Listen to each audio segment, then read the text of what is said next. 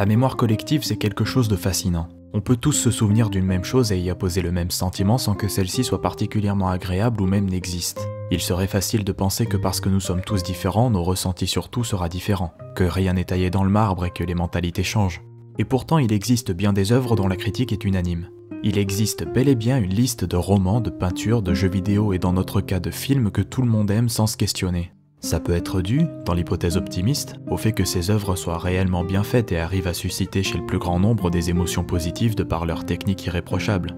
Tout comme, dans l'hypothèse pessimiste, cela peut être dû à un endoctrinement massif, une sorte d'hallucination collective qui pousse la foule à aller dans la même direction tels des moutons crédules. La vérité, elle, est au milieu de tout ça. Dans l'épisode Le pourquoi du comment de Cinéo, nous avons vu que juger un film, c'est à la fois y chercher ce qui nous plaît, ce qui correspond à notre état d'esprit du moment, notre envie, mais c'est aussi se poser la question du pourquoi et du comment. On le sait, on ne se le cache plus, il existe une espèce de panthéon de films que tous érigent au rang de culte. Un film culte est un film soi-disant si bon qu'il a plu à un grand nombre de gens et de ce fait est un immanquable que l'on se doit de regarder. C'est une sorte de film obligatoire que tout le monde connaît et doit connaître, puisque comme son nom l'indique, il tient une place de choix dans la culture. Qui dit culture dit savoir commun, et si on n'a pas une partie de ce savoir commun, on est relié au rang de ce qu'on appelle joliment les incultes. Vous avez sûrement déjà entendu la phrase « Quoi ? T'as jamais vu Harry Potter ?» Eh bien c'est normal. Harry Potter fait partie de cette fameuse liste de films cultes. Dès lors, deux camps vont se distinguer. Ceux qui ne l'ont jamais vu et n'ont pas très envie de le voir, et ceux qui l'ont vu et voudraient que tout le monde le voie. Si vous êtes dans le deuxième camp, bravo! Vous serez bien vu par vos camarades et personne ne doutera que vous possédez un savoir. Si vous êtes dans le premier camp, là ça se gâte. Car on touche là au vrai problème des films cultes. Ils sont une obligation. C'est comme si on n'avait pas le droit de pas les connaître, ce qui n'est pas très sympa. C'est anti-cosy, comme dirait le podcasteur Kevin Sicurel. Pour autant, un film culte n'est pas toujours objectivement bon. Autant On emporte le vent est un film culte que le public voit comme une formidable histoire d'amour, alors que... non.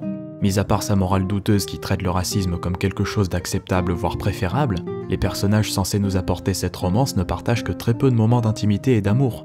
Ils passent leur temps à s'envoyer des piques et des sarcasmes avant de se tomber dans les bras en quelques minutes et ils ne restent pas très longtemps ensemble.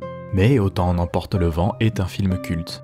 Les spectateurs le portent aux anges en omettant totalement ses défauts apparents comme dans un mouvement de masse. Cela dit, tous les films ont leurs défauts. Si on part du principe qu'un humain est imparfait en soi, impossible de prétendre connaître et avoir le droit d'imposer le film parfait. Y a pas de film parfait. Les gens qui emploient le terme culte pour désigner tout ce qu'ils aiment ont tendance à l'oublier. D'ailleurs, c'est quoi culte ? Ou plutôt c'est qui ? C'est un ensemble de films qui font partie de la culture avec un grand C et qu'il faut connaître, mais selon qui ? Les critiques qui peuvent être soudoyées ? Le public qui est multiple ? Impossible à dire.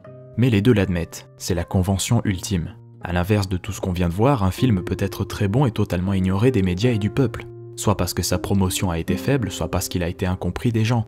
Tron est un film culte. Mais il ne l'a pas toujours été. Il l'est devenu au fil du temps, le public dans les années 80 étant trop peu familier avec la technologie informatique, mais s'est familiarisé avec dans les années 90 avec l'arrivée d'internet et du gaming PC. Comme je l'ai dit, rien n'est gravé dans le marbre, mais certaines œuvres peinent à être démystifiées. Sauf que c'est oublier que ce qui compte dans le cinéma, c'est vous, c'est ce que vous aimez, c'est ce dont vous avez envie.